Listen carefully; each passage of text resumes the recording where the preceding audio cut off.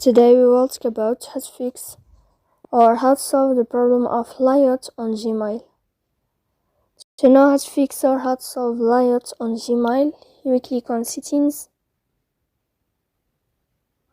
Then in this page, you can click on Apps, Default Apps, App Settings.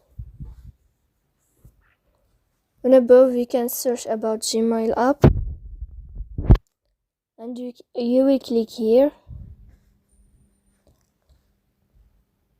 Then you can click on First Stop.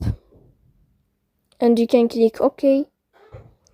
After that, you'll enter to storage. Here you can click clear cache. Don't click clear data because that can delete your account.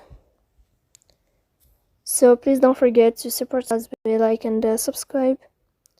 See you next time in another video, and thank you for watching.